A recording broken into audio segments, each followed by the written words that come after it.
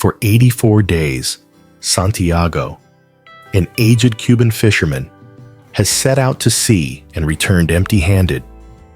The old man is so unlucky that the parents of his young friend and apprentice, Marlin, have made the boy leave him to fish on a more successful boat.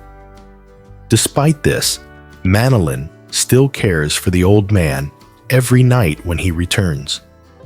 Marlin helps the old man by carrying his gear to his hut, getting him food, and talking about American baseball, especially Joe DiMaggio. Santiago, believing his bad luck will end soon, plans to sail farther out the next day. On the 85th day of his continuous failures, Santiago sails far out into the Gulf Stream. He sets his lines, and at noon, hooks a large marlin. Despite hooking the fish, he can't pull it in. Instead, the marlin begins to pull his boat. The old man can't tie the line fast to the boat. He's afraid the fish will snap it. He bears the strain with his shoulders, back, and hands. He's ready to give slack if the marlin makes a run. The fish pulls the boat all day and night. This happens again the next day and night. It swims steadily northwest until at last it tires and swims east with the current. The entire time, Santiago endures constant pain from the fishing line. Whenever the fish lunges, leaps, or makes a dash for freedom, the cord cuts Santiago badly. Although wounded and weary, the old man feels a deep empathy and admiration for the marlin, his brother in suffering, strength, and resolve. On the third day, the fish tires.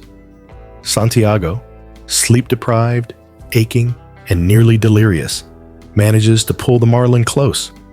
He kills it with a harpoon thrust. The marlin, dead beside the skiff, is the largest Santiago has ever seen. He lashes it to his boat, raises the small mast, and sets sail for home. Santiago is excited about the price the marlin will bring at market.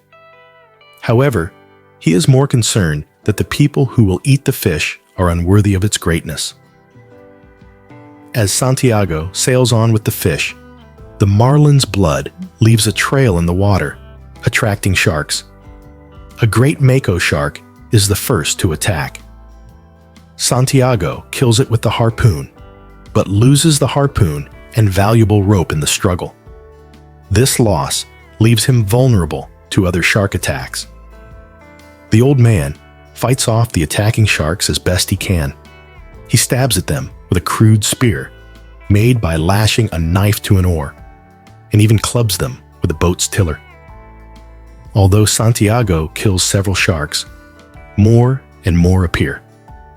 By nightfall, his fight against the scavengers is useless. They devour the marlin's meat, leaving only the skeleton, head, and tail. Santiago blames himself for going out too far and for sacrificing his great and worthy opponent. He arrives home before daybreak, stumbles back to his shack, and sleeps deeply. The next morning, a crowd of amazed fishermen gathers around the skeletal carcass of the fish, still lashed to the boat.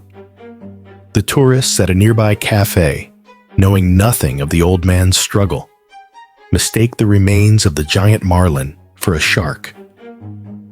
Marlin, who has been worried sick about the old man's absence, is moved to tears when he finds Santiago safe in his bed. The boy brings the old man some coffee and the daily papers with the baseball scores and watches him sleep. When the old man wakes, they agree to fish as partners once more. The old man goes back to sleep and dreams his usual dream of lions playing on the beaches of Africa.